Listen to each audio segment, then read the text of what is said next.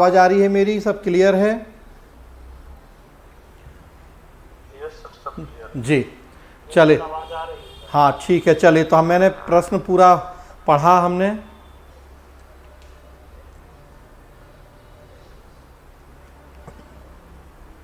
अब इसमें आप देखिए अगेन, मैं फिर लोक प्रशासन की तरफ लेके चलूंगा थोड़ा सा आपको,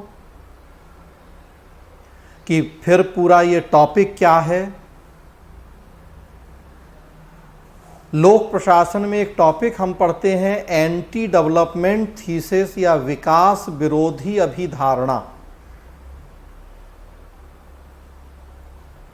और आप देखेंगे तो जी ये पूरी केस स्टडी है, ये वहां से जुड़ी हुई है। विकास विरोधी अभिधारणा का कहना है कि दुनिया के विभिन्न देशों में सरकारें जो विकास करती हैं वो एक तरफा विकास नहीं होना चाहिए, वो सतत और समावेशी विकास होना चाहिए। ऐसा नहीं हो कि उस विकास से कुछ लोगों को तो फायदा हो लेकिन कुछ लोगों के हितों की बलि चढ़ जाए। सबको साथ लेके चलने वाला विकास हो, सतत और समावेशी विकास, सबको साथ लेके चलने वाला विकास। और सबको साथ लेके चलने में केवल इंसान नहीं है बल्कि जानवर भी हैं, और आजकल तो देखिए पर्यावरण भी है। डैम बनता है, कुछ लोगों को फायदा होता है, कुछ लोगों के लेकिन घर डूब जाते हैं, गांव डूब जाते हैं, उनको नुकसान हो जाता है। मेट्रो बन रही है, एक्सप्रेस वे बन रहा है, कुछ लोगों को फायदा हो रहा लेकिन कुछ लोगों को बलि चुका, उनके हितों की बलि चढ़ाई जा रही, पेड़ काटे जा रहे। तो ऐसा विकास किस काम का? ये पूरी केस स्टडी देखिए, वही टॉपिक है पूरा ये, विकास विरोधी अवधारणा, एंटी डेवलपमेंट थीसिस। तो इस अवधारणा का कहना है कि ऐसा विकास नहीं जो कुछ को फायदा पहुंचाए कुछ को नुकसान। विकास ऐसा हो जो सबको साथ लेके चले। पूरी ये केस स्टडी इसी टॉपिक से जुड़ी हुई है। कहानी आपने पढ़ी पूरी, कि शहर के पास फैक्ट्री लगी है। कई राज्यों ने तो मना कर दिया था फैक्ट्री लगाने के लिए, औद्योगिक रसायनों का उत्पादन होता है, स्वाभाविक सी बात है, कई तरह के प्रदूषण होने हैं। रिसेंटली आप देख रहे हैं अभी विशाखापट्टनम में एलजी पॉलीमर में गैस का रिसाव हुआ। चलिए उतनी बड़ी भीषण दुर्घटना नहीं हुई जैसी भोपाल गैस त्रासदी हुई थी, लेकिन औद्योगिक रसायनों का उत्पादन किसी फैक्ट्री में हो रहा तो शंकाएं तो हमेशा रहती हैं। कई राज्यों ने मना कर दिया था लगाने के लिए, किंतु एक राज्य सरकार ने दे दी अनुमति। नगर के समीप ही लगाई गई वो फैक्ट्री, 10 साल से काम चल रहा है, मतलब फैक्ट्री बन गई, काम 10 साल से कर रही है फैक्ट्री, लेकिन अब दुष्प्रभाव दिख रहे हैं, प्रदूषण हो रहा है, भूमि जल फसलों पे दुष्प्रभाव पड़ रहा है, मनुष्यों पशुओं को दिक्कतें हो रही, समस्याएं हो रही। तो वही हमने कहा कि केवल हम मनुष्यों की ही बात नहीं करेंगे बल्कि उसमें सब होगा, प्रकृति भी होगी, पानी भी होगा, हमारा पर्यावरण, वन भी होंगे, पेड़ भी होंगे, पशु पक्षी भी होंगे, हमें सबके हितों को ध्यान में रखना है। तो अब फिर इकाई को बंद करने के लिए आंदोलन हो रहे हैं। आंदोलन इस हद तक बढ़ गए, कानून व्यवस्था की स्थिति बिगड़ गई, तो मजबूरन फिर फैक्ट्री बंद करनी पड़ी है सरकार को। ये सिचुएशन है पूरी। लेकिन अब इसकी दिक्कत क्या है कि फैक्ट्री बंद हुई तो श्रमिक बेरोजगार हो गए जो काम कर रहे थे, तो वो एक नई समस्या है।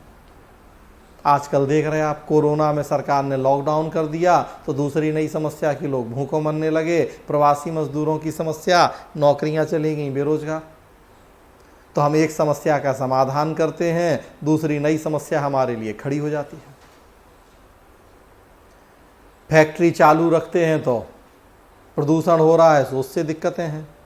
फैक्ट्री बंद करते हैं तो बेरोजगारी बढ़ रही है, तो वो दिक्कत है। अब करें तो क्या करें?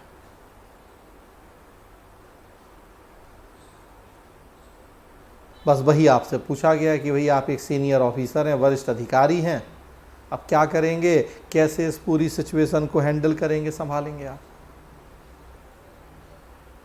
तो आज सरकार के सामने वही चुनौती की अब लॉकडाउन अनलॉक करें। मामले देखिए 2 लाख हो गए हमारे देश में, जब 2000 और 200 थे तब हम लोग घरों में बंद थे, और जब 2 लाख हो गए तब अब खुले घूम रहे हैं हम लोग। तो किस तरीके की विरोधाभासी स्थिति।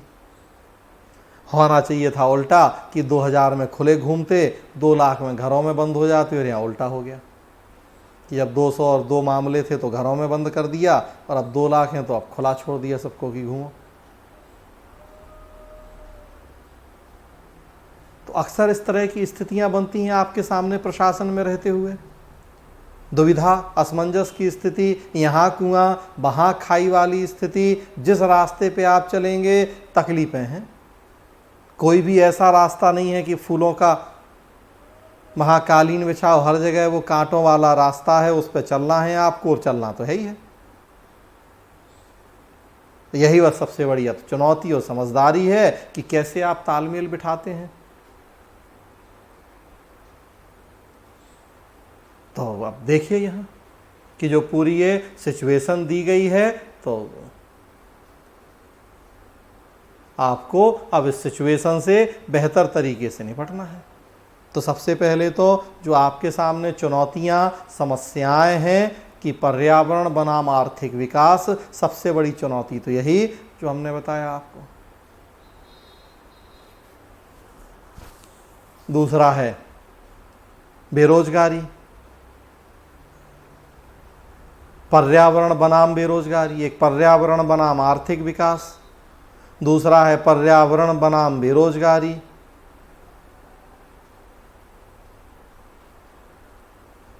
फैक्ट्री चल रही है तो प्रदूषण हो रहा है, पर्यावरण को नुकसान हो रहा है। फैक्ट्री बंद हो रही है तो बेरोजगारी बढ़ रही है। नेचुरल सी बात है कि आर्थिक विकास ठप्प पड़ रहा है। आज पूरा मुखर्जी नगर ठप्प हो गया तो कोचिंगें बंद हुई, और कोचिंगों के ऊपर जो निर्भर थे सारे किराए वाले, चाय पानी वाले, सब बेरोजगार हो गए।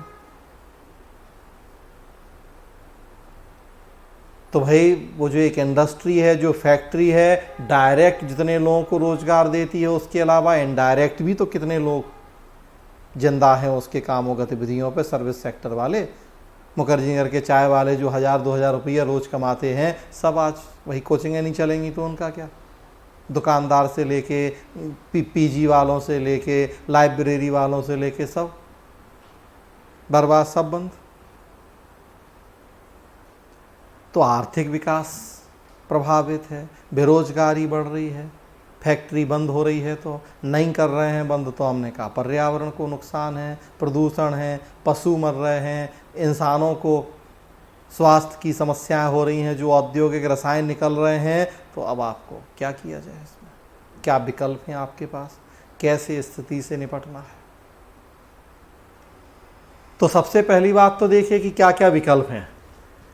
एक विकल्प तो यही है कि जो सरकार का फैसला है उसे मान के और उसको हूबहू लागू किया जाए कि यहाँ फैक्ट्री बंद, जो सरकार ने आदेश दे दिया है फैक्ट्री बंद होने का, तो अब उसे पूरी ईमानदारी से लागू करना है, सरकार के उस फैसले को, उस निर्णय को। हालांकि हमें दिख रहा है कि इससे दिक्कतें होनी हैं, बेरोजगारी, औद्योगिक गतिविधियां, आर्थिक विकास में, लेकिन पर्यावरण को हम प्रमुखता दें तो एक तरीका तो ये है कि फैक्ट्री बंद करने वाला जो सरकार का निर्णय है उसे लागू किया जाए।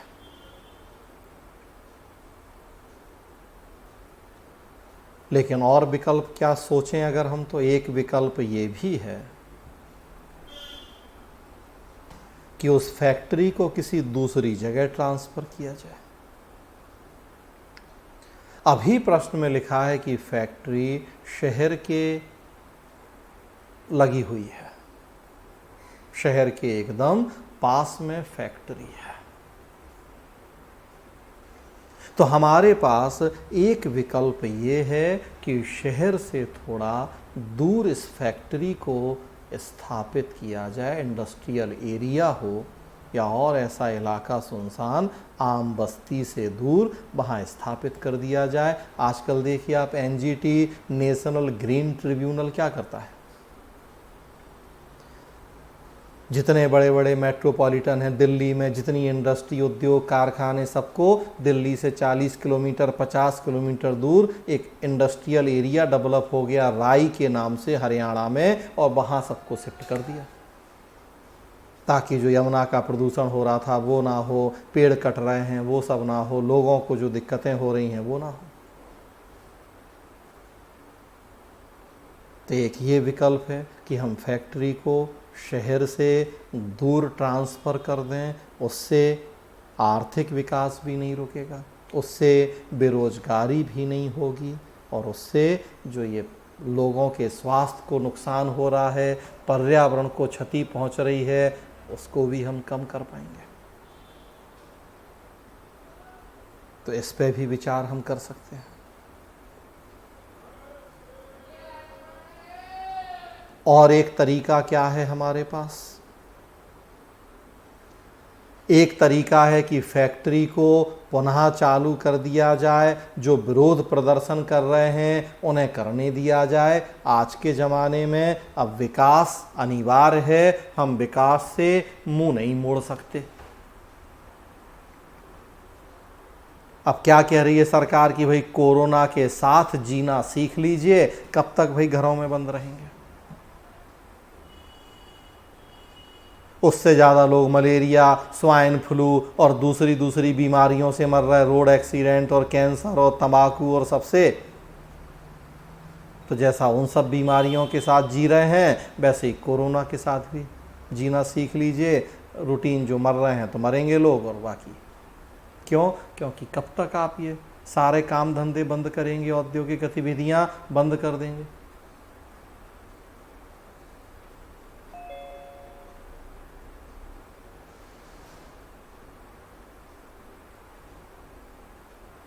तो आपको जो है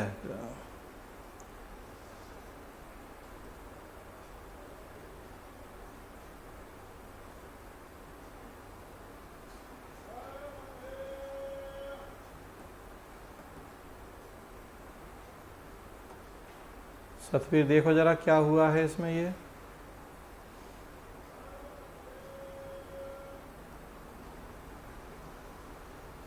अच्छा, आवाज की दिक्कत हो रही है। अच्छा, आप ठीक है?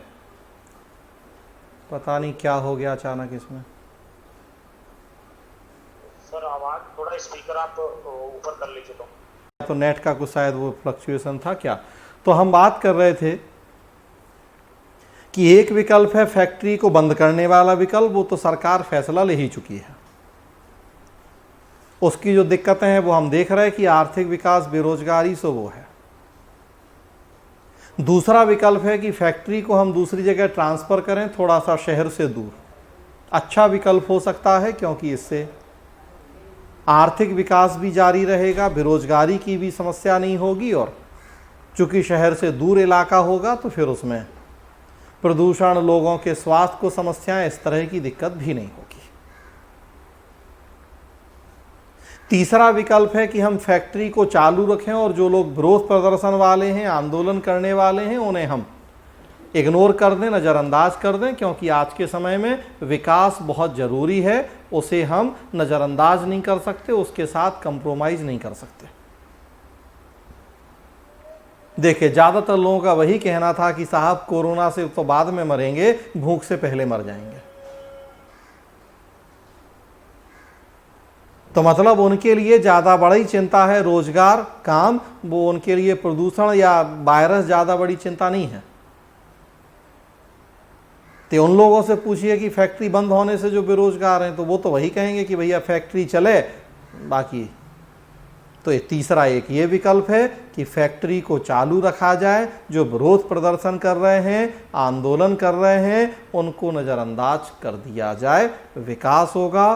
थोड़ी बहुत कीमत पर्यावरण को चुकानी पड़ेगी, रोजगार मिल रहा है लोगों को, थोड़ा बहुत अगर स्वास्थ्य की दिक्कतें हैं तो झेलना पड़ेगा। और इसी को थोड़ा सा और अच्छा हम करें तो और एक इसी में तरीका है कि जो कंपनी का प्रबंधन है, कंपनी के प्रबंधन को इस बात के लिए तैयार किया जाए, जो वो बड़ा औद्योगिक परिवार या घराना है, उसे हम इस बात के लिए तैयार करें कि वो कैसे अपने कंपनी से जो औद्योगिक प्रदूषण हो रहा है उसे कम से कम करे, इको फ्रेंडली तकनीकों को कैसे अपनाए, तो हम कंपनी प्रबंधन को इस बात के लिए तैयार करें, दबाव बनाएं।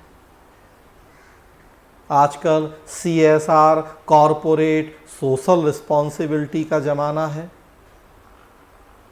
तो आप एक सीनियर ऑफिसर हैं, वरिष्ठ अधिकारी हैं, कंपनी प्रबंधन के साथ मीटिंग करें, आप बैठें, बात करें, उन्हें बताएं, समझाएं CSR के तहत कि कंपनी प्रबंधन अपनी जिम्मेदारियों को समझे और प्रदूषण को कम से कम करने के प्रयास करे। नहीं तो उसके ऊपर तो कंपनी के बंद होने की तलवार लटकी है, सरकार ने तो कह ही दिया है कि कंपनी बंद करो। तो अब ये बेहतर विकल्प है कि कंपनी भी चालू रहे, हाँ, लेकिन कंपनी के प्रबंधन को CSR गतिविधि के तहत प्रदूषण को कम से कम करने के लिए तैयार किया जाए। और हम ये काम भी ज़रूर करेंगे कि फैक्ट्री को शहर से थोड़ा सा दूर हटाएं, शिफ्ट करें, जैसा कि हमने कहा NGT कर रहा है। तो ये सारी बातें व्यवहार में हो रही हैं ये चीज़ें। कोई भी UPSC मनगढ़ंत कहानी नहीं पूछ रहा आपसे। देखिए, अब तक जितनी केस स्टडी हमने आपसे डिस्कस करी हैं, 6 केस स्टडी 2019 की डिस्कस करी और 4 ये 2018 की हो गई, तो 10 केस स्टडी अब तक हमने आपसे डिस्कस करी। 10 के हमने वर्तमान के उदाहरण आपको दिए कि कहाँ हो रहा है इस तरह का, कैसे हो रहा है इस तरह का। तो UPSC कोई मनगढ़ंत कहानियां नहीं पूछ रहा है आपसे। UPSC वही पूछ रहा है जो चीज़ें व्यवहार में हो रही हैं और तय हैं कि वो लोक प्रशासक बनते समय आपके सामने जरूर होंगी, जरूर आएंगी ये सब चुनौतियां, समस्याएं आपके सामने।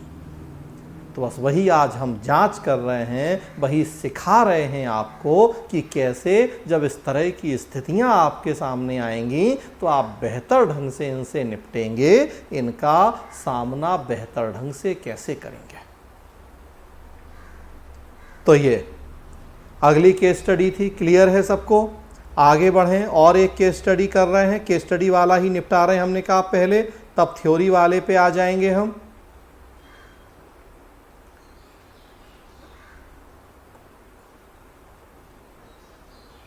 अगली केस स्टडी देखिए, स्क्रीन पे है आपके सामने। डॉक्टर X शहर के एक प्रतिष्ठित चिकित्सक हैं। उन्होंने एक धर्मार्थ न्यास स्थापित कर लिया है जिसके माध्यम से समाज के सभी वर्गों की स्वास्थ्य संबंधी आवश्यकताओं की पूर्ति के लिए वे एक उच्च विशेषज्ञता अस्पताल स्थापित करना चाहते हैं। संयोग से राज्य के उस क्षेत्र की वर्षों से उपेक्षा रही है। प्रस्तावित अस्पताल उस क्षेत्र के लिए एक वरदान साबित होगा। आप उस क्षेत्र की कर अन्वेषण इकाई के प्रमुख हैं। डॉक्टर के क्लिनिक के निरीक्षण के दौरान आपके अधिकारियों को कुछ बड़ी अनियमितताएं ज्ञात हुई हैं। उनमें से कुछ बहुत गंभीर हैं, जिनके कारण बड़ी मात्रा में करों से प्राप्त धनराशि रुकी रही, जिसका भुगतान डॉक्टर को अब करना चाहिए। डॉक्टर सहयोग के लिए तैयार हैं। वे तुरंत कर की राशि को अदा करने का वायदा करते हैं, लेकिन उनके कर भुगतान में कुछ और भी खामियां हैं जो पूर्ण रूप से तकनीकी हैं।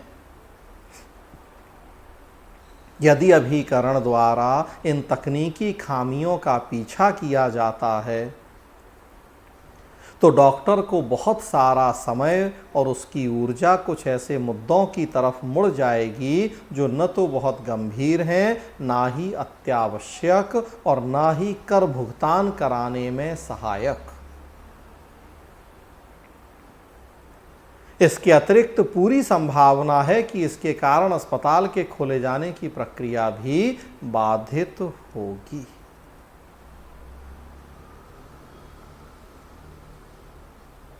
अब आपके समक्ष दो विकल्प हैं। एक है कि व्यापक दृष्टिकोण रखते हुए अधिकाधिक कर भुगतान अनुपालन सुनिश्चित करें और ऐसी कमियों को नज़रअंदाज करें जो केवल तकनीकी प्रकृति की हों। और दूसरा विकल्प है कि मामले को सख्ती से देखें और सभी पहलुओं पर आगे बढ़ें, चाहे वे गंभीर हों या केवल तकनीकी। तो दो विकल्प हैं।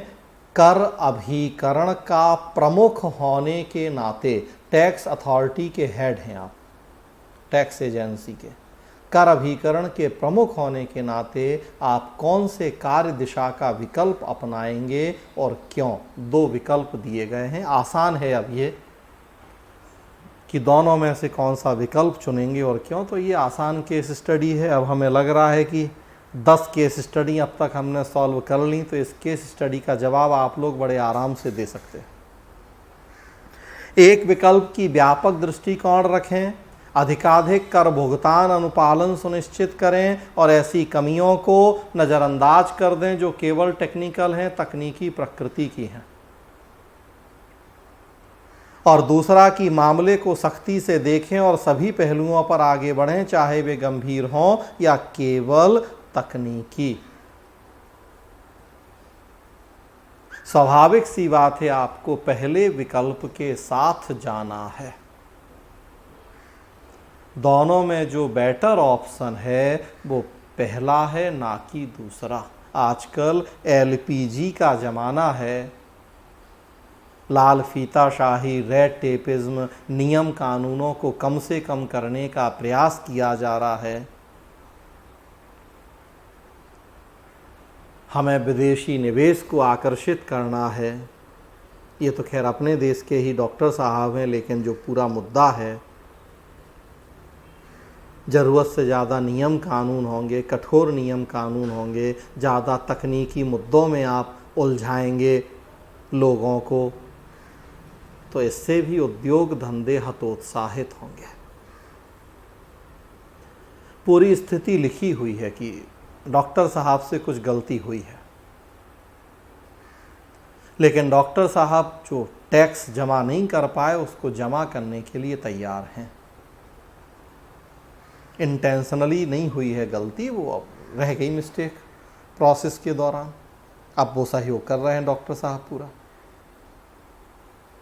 लिखा हुआ है कि एक बड़ा अस्पताल बनेगा, उच्च विशेषज्ञता युक्त ज़रूरत है शहर को उस तरह के अस्पताल की। स्वास्थ्य सुविधाएं बहुत अच्छी हो जाएंगी, काफ़ी फेमस डॉक्टर हैं। तो ऐसी स्थिति में आपको विकल्प एक के साथ ही जाना है, ताकि लोगों का व्यापक हित सुनिश्चित होगा। टैक्स पूरा मिल जाएगा आपको। जो टैक्स बच गया है, डॉक्टर साहब टैक्स चुकाने के लिए तैयार हैं, तुरंत कर की राशि को अदा करने का वादा कर रहे हैं डॉक्टर साहब। तो आपको टैक्स भी मिल जाएगा पूरा। डॉक्टर साहब का भी उसमें समय बचेगा, ऊर्जा बचेगी, वो भी अपना फोकस कर पाएंगे अस्पताल बनाने में और फिर मरीजों का इलाज करने में। अनावश्यक आप उन्हें इन रूल्स रेगुलेशंस में फंसा देंगे, तकनीकी चीज़ों में फंसा देंगे, तो उनका भी टाइम और एनर्जी वेस्ट हो जाएगी और हो सकता कि हतोत्साहन भी हो जाए, उनका मन करे छोड़ो कौन झमेले में पड़े, हमें बनाने नहीं अस्पताल। आज सबसे बड़ी चुनौती क्या है हमारे देश में? यही कि चाइना से कोरोना की वजह से अब कंपनियां बाहर निकलना चाह रही, तो हर जगह देखिए सबसे बड़ा प्रश्न चिन्ह यही है कि क्या हम उन कंपनियों को बुलाने के लिए तैयार हैं? संस्थागत रूप से भी और मानसिक रूप से भी हम तैयार हैं? क्या हम उन्हें वैसा माहौल प्रोवाइड करने की स्थिति में हैं जैसा उन्हें चीन में मिलता रहा है? कहने को चीन साम्यवादी देश है, लेकिन बेईमानी भ्रष्टाचार की दिक्कतें नहीं हैं, लेकिन कानून नियम कानून के नाम पे ज़बरदस्ती के रोड़े अटकाने की समस्याएं नहीं हैं। ज़बरदस्ती पॉलिसी पैरालिसिस जैसी प्रॉब्लम नहीं है कि सरकार में बैठे लोग फैसले ही ना ले पाएं, केवल टाल मटोल करते रहें, एक टेबल से दूसरी टेबल पर फाइलों को और लोगों को भटकाते रहें। तो आज भी हमारे सामने सबसे बड़ा यक्ष प्रश्न यही है कि क्या हम उतना इको फ्रेंडली, इंडस्ट्री फ्रेंडली व्यवहार कर पा रहे हैं कंपनियों के साथ, विदेशी निवेशकों के साथ, अपने देशी के भी साथ। मोदी का सबसे बड़ा प्रयास यही रहा है दुनिया के विभिन्न देशों में घूम घूम के कि वो लोगों को, कंपनियों को आश्वस्त कर रहे हैं कि आप भारत आइए, अब ये न्यू इंडिया है, पुराना वाला भारत नहीं है, आपको हम कोई दिक्कत नहीं होने देंगे। अक्सर हमारे देश में वोडाफोन हो, अभी एयरटेल वगैरह देखिए आप, टैक्स चोरी के विवाद चल रहे हैं। नोकिया के साथ विवाद चला पीछे, और हमेशा आरोप यही लगते हैं कि अगर इस तरह के मुद्दों को आप ज़रूरत से ज़्यादा उछालेंगे, अनावश्यक तौर पे अगर कंपनियों को परेशान करेंगे, तो आपके देश की छवि खराब होगी वैश्विक स्तर पे, और ऐसी स्थिति में दूसरी कंपनियां आपके देश में आके पैसा निवेश करने से बचेंगी। तो स्थिति पूरी यही है उस डॉक्टर और आपके साथ में अब, कि आपको टैक्स भी कलेक्ट करना है, आप टैक्स एजेंसी के हेड हैं। तो आपकी ये जिम्मेदारी है कि ज़्यादा से ज़्यादा टैक्स आए। डॉक्टर साहब तैयार हैं उस चीज़ के लिए, आपका वो काम पूरा हो जाएगा पहले विकल्प में। और दूसरी बात कि डॉक्टर साहब को भी दिक्कत नहीं होगी, वो भी अपना टाइम, अपनी एनर्जी अस्पताल बनाने में, लोगों के इलाज में खर्च कर पाएंगे। हाँ, थोड़ा सा उसके लिए वो जो कुछ टेक्निकल इशू रह गए हैं उनको आपको इग्नोर करना पड़ेगा, लेकिन प्रश्न में बड़ा क्लियर लिखा हुआ है कि उन टेक्निकल इशू को अगर आप इग्नोर करते हैं तो कोई दिक्कत नहीं होगी। लिखा है प्रश्न में कि अगर आप तकनीकी खामियों का पीछा करेंगे तो डॉक्टर का समय और ऊर्जा ऐसे मुद्दों की तरफ मुड़ जाएगी जो ना गंभीर हैं, ना अत्यावश्यक हैं और ना कर भुगतान कराने में सहायक हैं। तो क्लियर लिखा हुआ है कि वो हैं तकनीकी खामियां, लेकिन अगर आप लकीर के फ़कीर बन के उनके पीछे पड़ जाएंगे तो उससे कोई पर्पस सॉल्व नहीं होना है आपका। हाँ, बस अनावश्यक परेशानी ज़रूर खड़ी हो जाएगी डॉक्टर साहब के लिए। तो अब अगर आपकी मानसिकता नकारात्मक है, आप लोकहित, जनता के कल्याण के जो उद्देश्य हैं उनको सेकेंडरी मान रहे हैं और जो नियम कानून बना दिए गए हैं उनको प्राथमिक मान रहे हैं, उनको उलझाए रखना चाहते हैं, तब तो दूसरा विकल्प आजमाएंगे। अदरवाइज दूसरे विकल्प को आजमाने का कोई औचित्य नहीं है। पहला विकल्प बेहतर है। तो ये आसान थी केस स्टडी की, दो विकल्प। हाँ, लेकिन बस इसमें आपको एनालिसिस करनी है, पहले के फायदे बताने हैं और दूसरे की कमियां कुछ तो लिखी हुई हैं प्रश्न में ही। प्रॉपरली बस इन दोनों को आपको डिस्कस कर देना है। निष्कर्ष फिर यही होगा कि ऐसी स्थिति में हम विकल्प एक को चुनेंगे ताकि डॉक्टर साहब भी प्रोत्साहित हों। एक और शब्द मुझे अचानक याद आ रहा है, टैक्स टेररिज्म। आरोप लगे थे अभी देखे सरकार के ऊपर कि सरकार तो टैक्स टेररिज्म, कर आतंकवाद को बढ़ा रही है। वही जो हमने कहा वोडाफोन हो, नोकिया हो, इन सब के ऊपर जब टैक्स चोरी के आरोप लगे तब ये वर्ड एक चर्चा में आया था बड़ा, टैक्स टेररिज्म, करों का आतंक। इतना करों का आतंक कर दो आम आदमी के ऊपर, कंपनियों के ऊपर कि वो हतोत्साहित हो जाए, काम ही करने का मन खत्म हो जाए। तो आपको वो उस तरह की समस्याओं को दूर करना है। आपको लोगों के मन में जो इस तरह की अगर धारणाएं बैठ रही हैं टैक्स टेररिज्म की, कर आतंक की, उनको हटाना है। दूसरे विकल्प को चुनेंगे तो ये समस्याएं और बढ़ जाएंगी। पहले विकल्प में फ़ायदा है कि टैक्स भी मिलेगा और इस तरह की दिक्कतों का भी हम बेहतर तरीके से समाधान कर पाएंगे। तो ये केस स्टडी थी और लास्ट केस स्टडी है, कर लेते हैं और तब फिर आएंगे उसके बाद थ्योरी वाले प्रश्न पे। लास्ट केस स्टडी ये भी देखिए, एडवर्ड स्नोडन का नाम आपने सुना है, उन्हीं से जुड़ी हुई केस स्टडी है।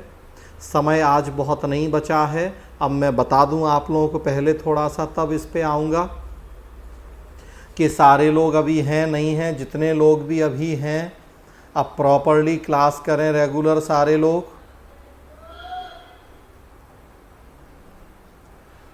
लोग रेगुलर क्लास करें। हमारे पास 5 मिनट का समय बचा है। 8 लोग अभी यहाँ जुड़े हुए हैं हम लोगों के साथ।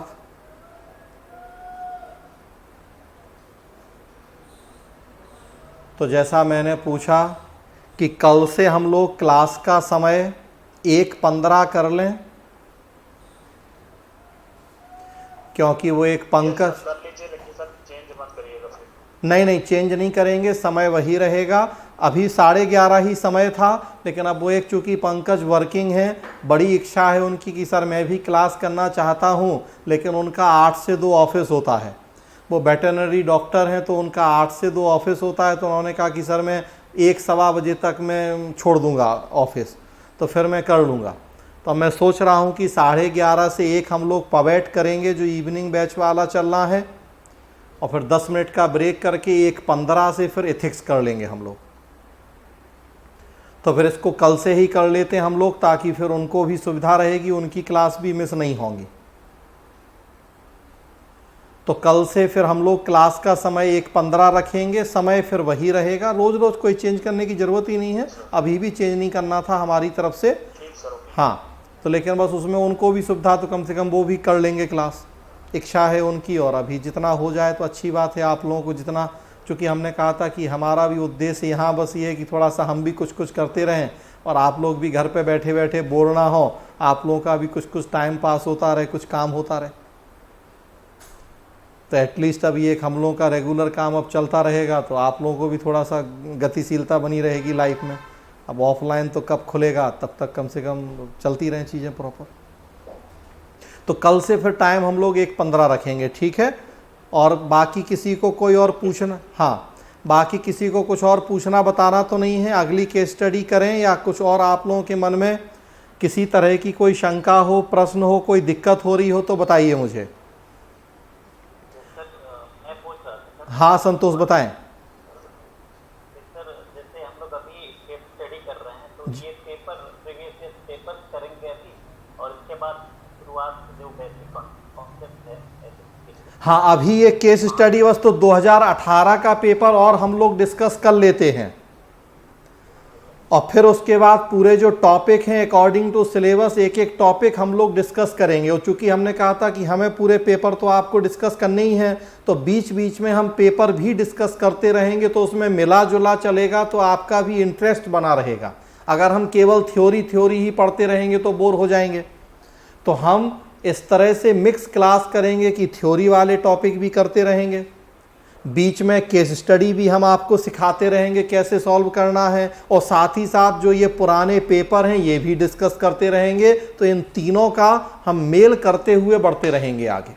तो हमारे ये तीनों काम एक साथ होते रहेंगे और वो मतलब बोरियत भी नहीं होगी। ठीक है, तो बस ये चीज़ है। तो हमें 3 काम करने हैं, एक थ्योरी पूरा जो सिलेबस है वो, दूसरा केस स्टडी 125 नंबर की थ्योरी, 125 नंबर की केस स्टडी, और तीसरा काम कि ये पूरे हमें पेपर डिस्कस करने हैं आपसे 2013 से 2019।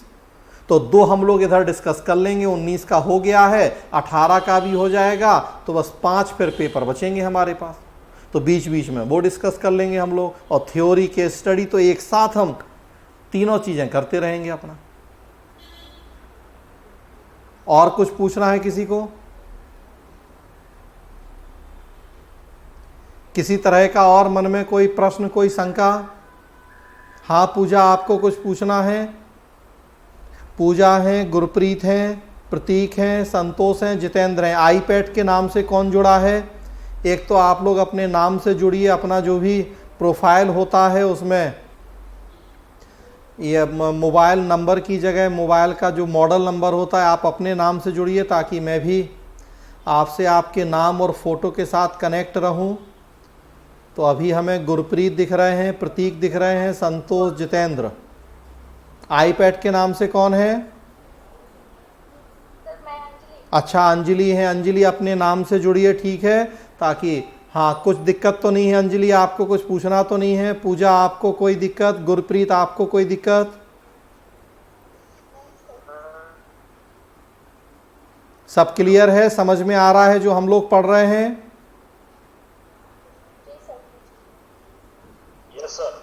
चलिए ठीक है। प्रतीक कोई दिक्कत, कुछ पूछना है? नो सर, सब सही है। अच्छा, तो चलिए फिर आज का समय बस हमें लग रहा है 1-2 मिनट बचा है, तो आज फिर रोक रहे हैं। कल हम लोग 1:15 पे मिलेंगे।